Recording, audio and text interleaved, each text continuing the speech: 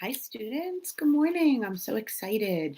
This is our first day of an interactive read aloud, and I know it doesn't feel very interactive because I'm not really there. However, I am going to read to you the first chapter in the book, and perhaps as we move down the line, you may get a copy of the book in some way, or I'll be able to send the pages to you, which we can do, and you can follow along.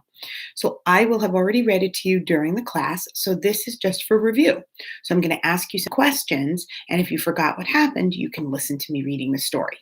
So this is Judy Blume's Tales of a Fourth Grade Nothing, okay, which I felt was appropriate because you are in fourth grade. And this is chapter 1, and it's called The Big Winner.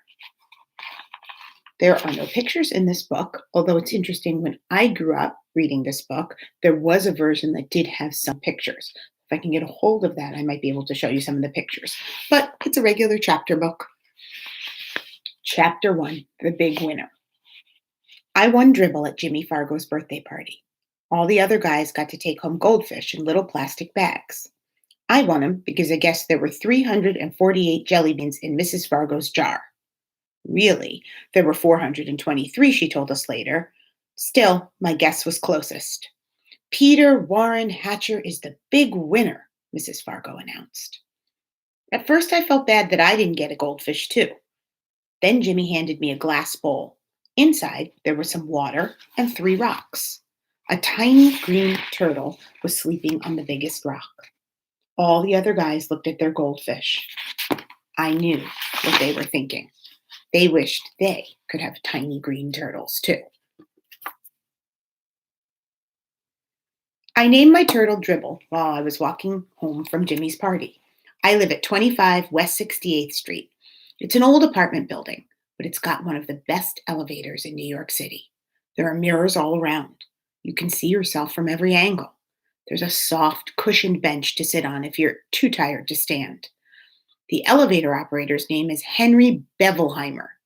He lets us call him Henry because Bevelheimer is hard to say. Our apartment is on the 12th floor, but I don't have to tell Henry. He already knows. He knows everybody in the building. He's that smart. He even knows that I'm 9 and in 4th grade. I showed him Dribble right away. I won him at a birthday party, I said. Henry smiled. Your mother's going to be surprised. I just want to add that at the time this book was written, and even now, there are some buildings that have elevators that you actually have to operate them by hand, which is why you have a person who stands in the elevator and helps people. You don't just push the buttons. There's usually a hand crank. So the elevator operator got to know everybody. He's kind of like a doorman, but he works in the elevator. Henry was right. My mother was really surprised. Her mouth opened when I said, just look what I won at Jimmy Fargo's birthday party. I held up my tiny green turtle. I've already named him, Dribble. Isn't that a great name for a turtle? My mother made a face.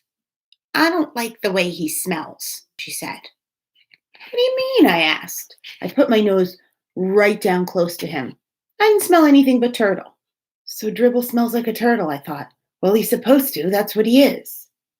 And I'm not going to take care of him either, my mother added. Of course you're not, I told her. He's my turtle, and I'm the one who's going to take care of him. You're going to change his water and clean out his bowl and feed him and all of that, she asked. Yes, I said, and even more, I'm going to see to it that he's happy. This time, my mother made a funny noise, like a groan. I went into my bedroom. I put Dribble on top of my dresser. I tried to pet him and tell him that he would be happy living with me. But it isn't easy to pet a turtle. They aren't soft and furry, and they don't lick you or anything. Still, I had my very own pet at last. Later, when I sat down at the dinner table, my mother said, I smell turtle. Peter, go and scrub your hands. Some people might think that my mother is my biggest problem. She doesn't like turtles, and she's always telling me to scrub my hands. That doesn't mean just run them under the water. Scrub means I'm supposed to use soap and rub my hands together. Then I've got to rinse and dry them. I ought to know by now. I've heard it enough. But my mother isn't my biggest problem. Neither is my father. He spends a lot of time watching commercials on TV. That's because he's in the advertising business.